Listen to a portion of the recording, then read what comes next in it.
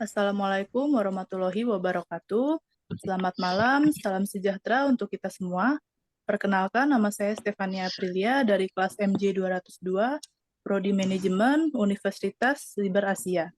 Pada kesempatan kali ini, saya dan teman-teman akan mempresentasikan hasil diskusi tugas kelompok Statistika Ekonomi dan Bisnis 1 dari kelompok 5 dengan anggota Wisnu, Hendy, Selvia, dan Iren, dengan dosen pengampu Ibu Ratih Anggoro Wilis. Topik pertama yaitu ukuran dispersi. Next.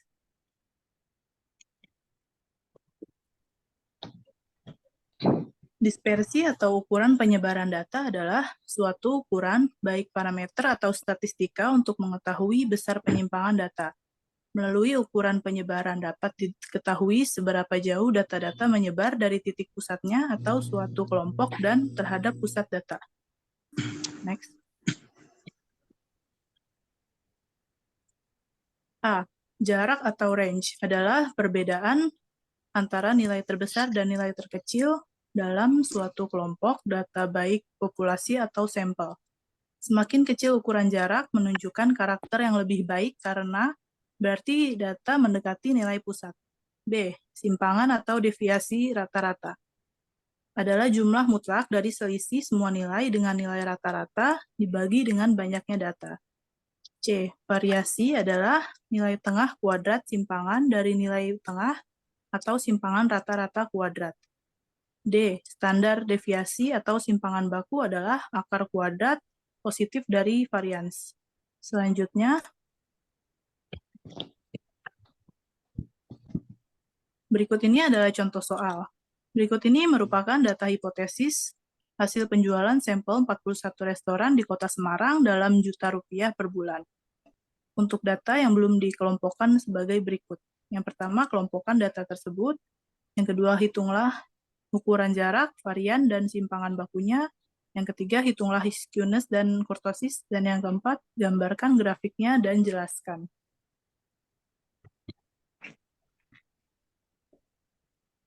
Selanjutnya. Berikut jawaban. 1. A. Menentukan jangkauan rank.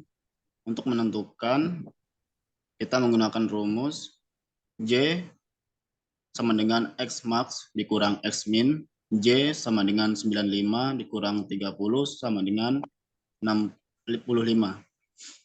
Untuk menghitung kelas interval, kita menggunakan rumus K sama dengan 1 ditambah 3,322 dikali log N. N banyaknya data dibagi 41, K sama dengan 1 ditambah 3,322 kali log 41. K sama dengan 1 ditambah 3,322 dikali 16, 12. K sama dengan 1 ditambah 5,319 sama dengan 7. Lalu untuk menghitung panjang interval, yaitu menggunakan rumus P sama dengan J per K. P sama dengan 65 per 7 sama dengan 9,25. P sama dengan 10. Selanjutnya,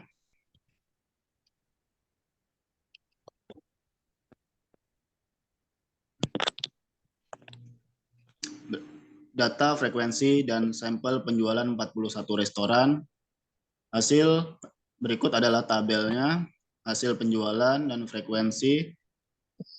Lalu menentukan ukuran jarak, varian, dan simpangan bakunya.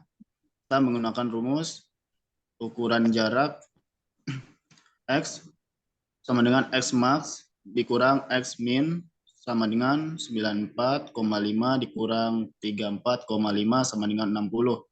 Varian diketahui X bar sama dengan sigma F kali X per sigma F sama dengan 2224,5 per 41 sama dengan 54,25. Rumus S kuadrat sama dengan sigma F X dikurang X bar pangkat X bar kuadrat pangkat 2 sama dengan N S kuadrat 10, 29, 7,6 per 41 sama dengan 251,16. Timbangan bakunya adalah S sama dengan varian akar kuadrat S sama dengan 251,16 akar kuadrat sama dengan 15,8480. Selanjutnya,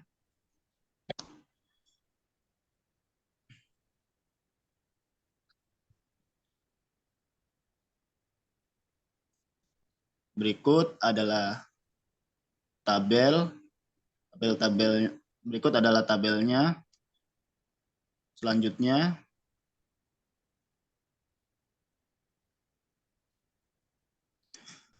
hitunglah squinus kemiringan dan kurtosis keruncingan.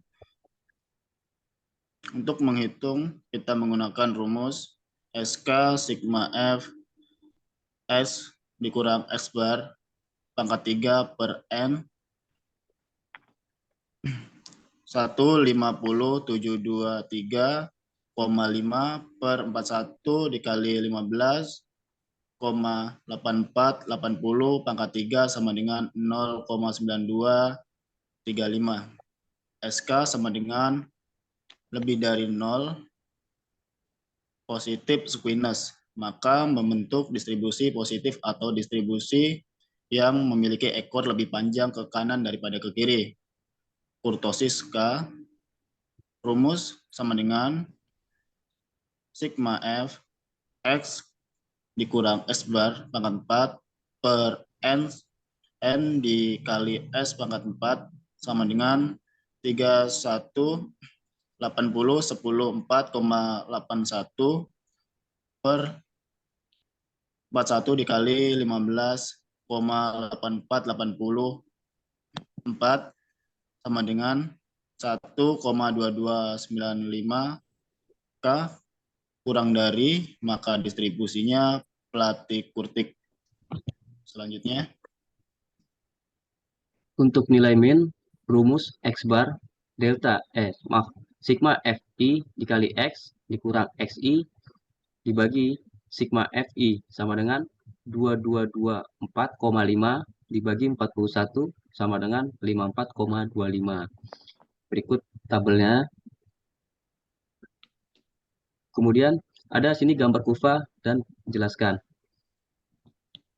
Untuk diketahui min atau X bar sama dengan sigma F dikali X dibagi sigma F sama dengan 2224,5 sama dengan 54,25. Untuk mediannya LO ditambah CI sama dengan setengah N dikurang F kum dibagi FE sama dengan 50 ditambah 10 dibagi 20,5 dikurang 20 dibagi 8 sama dengan 50,62. Kemudian modusnya sama dengan LMO ditambah D1 dibagi D1 ditambah D2 sama dengan 40 ditambah 8 dibagi 8 tambah 6 dikali 10. Hasilnya yaitu 45,71. Maka min lebih besar, median lebih besar, modus kurva cenderung ke kanan atau kemencengan positif. Data lebih kecil. Grafik dan kesimpulan. Nilai dari SK adalah 0,92, lebih besar daripada 0. Maka kurva yang dihasilkan pada data distribusi ini adalah memiliki kemiringan positif atau menceng atau condong ke arah kanan. Dan untuk kurtosisnya, karena koefisiennya kurtosisnya lebih kecil daripada 3, maka data dari distribusi ini berbentuk adalah Platy-Kurtis. Penjualan sampel restoran-restoran di kota Depok ini mendapat hasil yang sama. Kedua, rentang nilai yang paling banyak ditemui ialah 40-49, dengan 14 data restoran berada di dalam kategori ini. 3, secara keseluruhan, data menunjukkan sebagian restoran di kota Depok memiliki hasil penjualan di antara 40-59 juta rupiah per bulan. Kemudian, sesi 10, deretan berkala dan peramalan. 1. Deretan berkala atau time series adalah sekumpulan data yang dicatat dalam satu periode waktu. 2. masa yang dimaksud dari data deret waktu atau time series analysis dalam rangka menentukan ukuran-ukuran yang dapat digunakan untuk membuat keputusan, meramal, dan merencanakan operasi di waktu mendatang. Next. Manfaat analisis deret berkala atau time series analysis. 1. Mempelajari data masa lampau sehingga dapat dipelajari faktor-faktor penyebab perubahan untuk pertimbangan perencanaan di masa yang akan datang. 2. Untuk membantu dalam atau forecasting.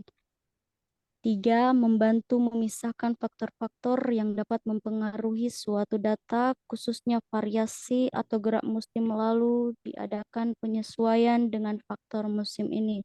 4. Membantu dan mempermudah membandingkan satu rangkaian data dengan rangkaian data yang lainnya. Next.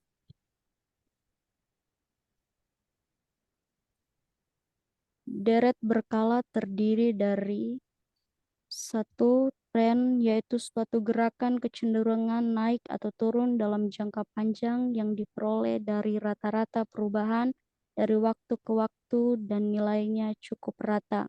2. Variasi musim, yaitu apabila tren berhubungan dengan jangka menengah dan panjang, maka variasi musiman berhubungan dengan perubahan atau fluktuasi dalam musim-musim tertentu atau tahunan.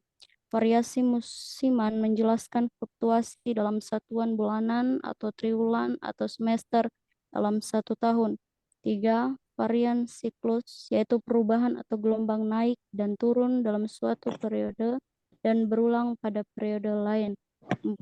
Irregular atau random, yaitu merupakan suatu perubahan berupa kenaikan dan penurunan yang tidak beraturan, baik dari sisi waktu dan lama dari siklusnya. Next.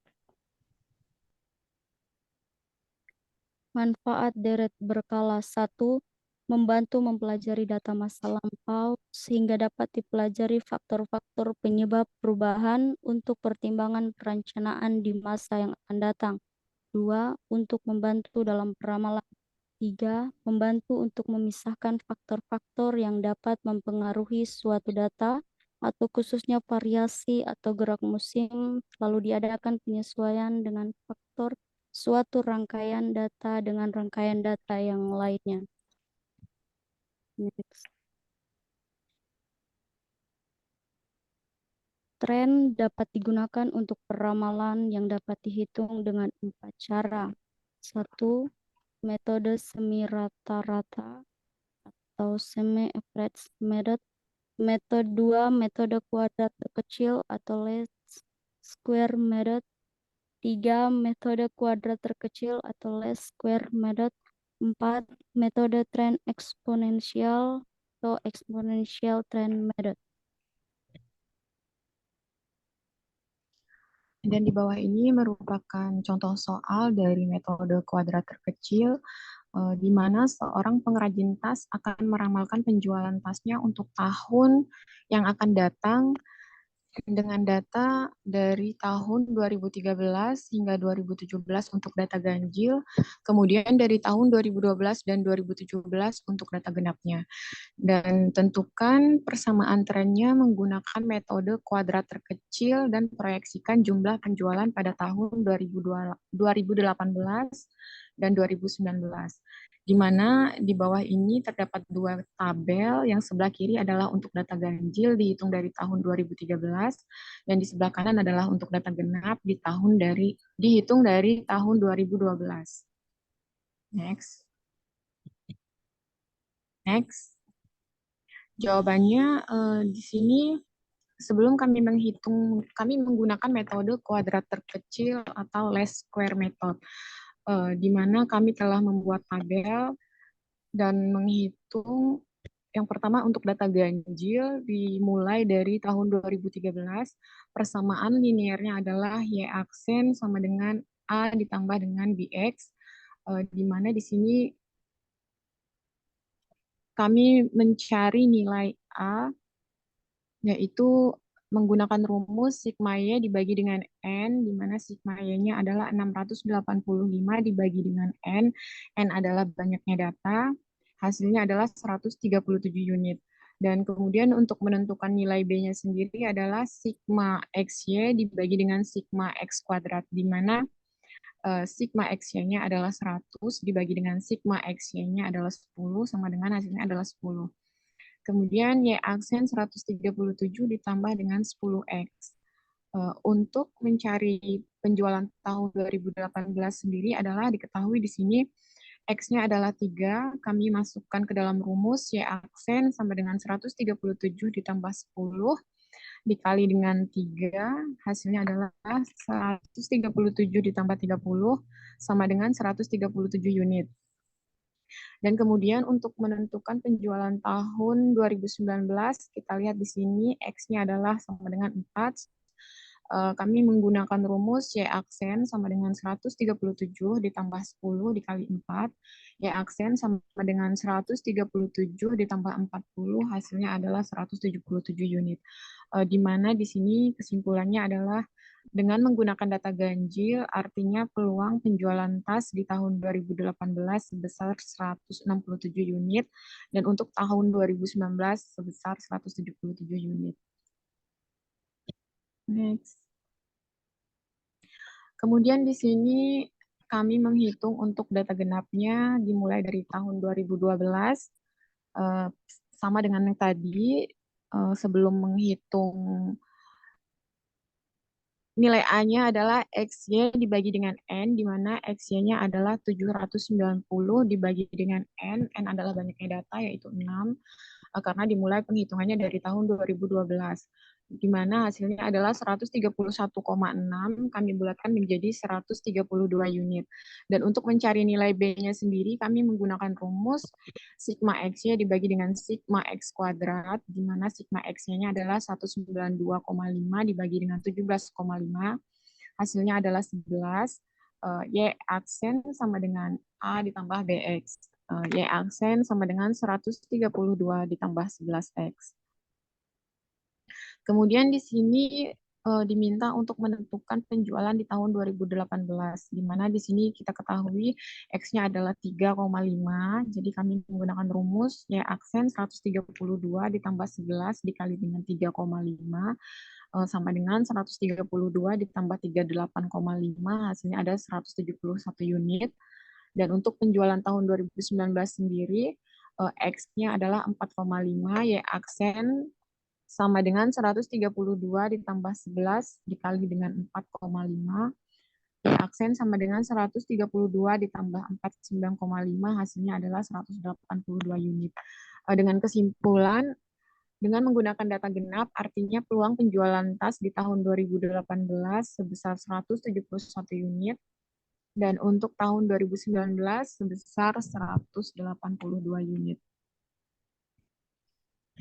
Demikian presentasi dari kami kelompok 5. Semoga bermanfaat. Mohon maaf apabila dalam penjelasan